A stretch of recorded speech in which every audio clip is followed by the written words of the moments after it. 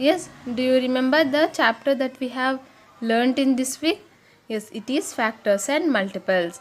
And in today's class, we are going to discuss some questions from the chapter factors and multiples. Okay?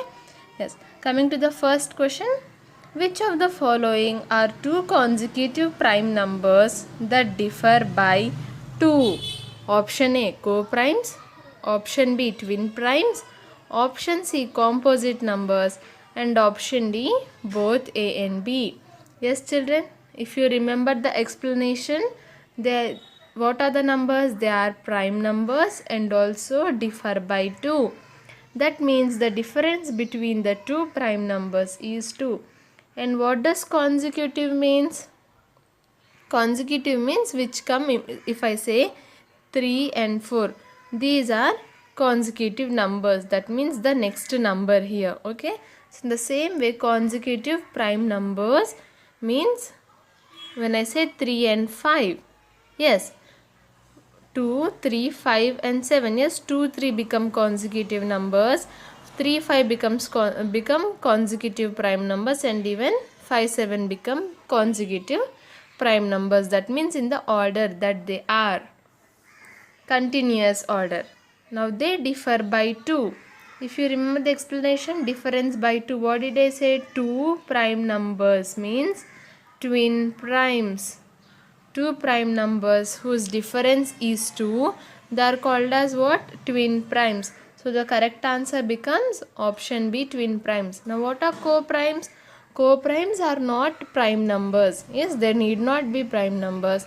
They are just two numbers whose common factor is 1. Yes, children. And what about composite numbers? They are the numbers who have more than 2 factors. Now coming to question 2.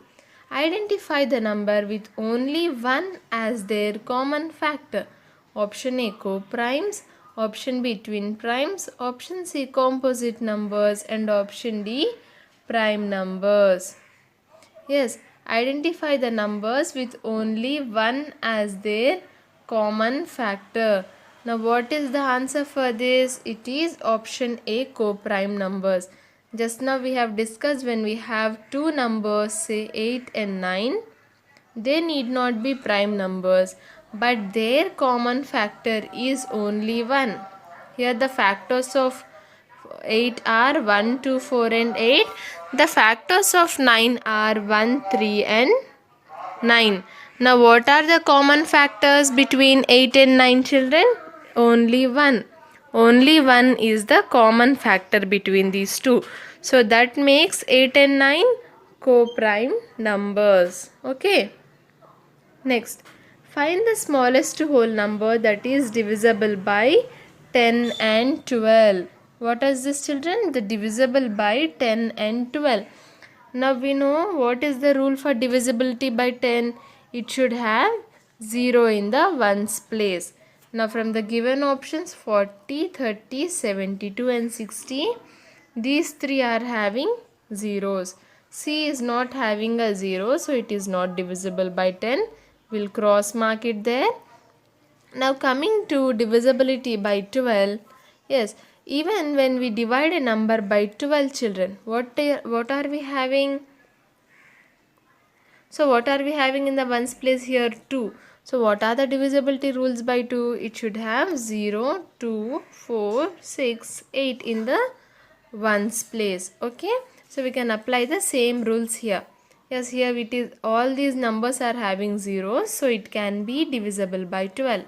We cannot say for sure. Now what should we do? Let us look at the 12th table. 12 ones are 12. 12 twos are 24, 12 threes are 36, 12 fours are 48, 12 fives are 60. Now if you look at the options, option A is 40. It does not come in 12 table. Option B is 30. Again it also does not come in 12 table.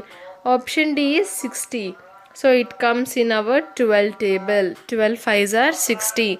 So from the given options, which is the smallest whole number that is divisible by both 10 and 12? It is option D, 60. Next, which of the followings are not multiples of 2? Now, if you remember the method of finding prime numbers, children, what numbers did we cancel for the multiples of 2?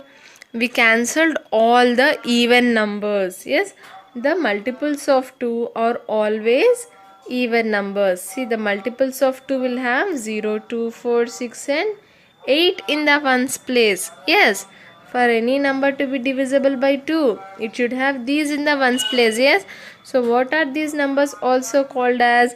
They are also called as even numbers. So option A, even numbers, is a must. Now coming to option B, odd numbers, no, it is not possible. So option B becomes our correct answer. The multiples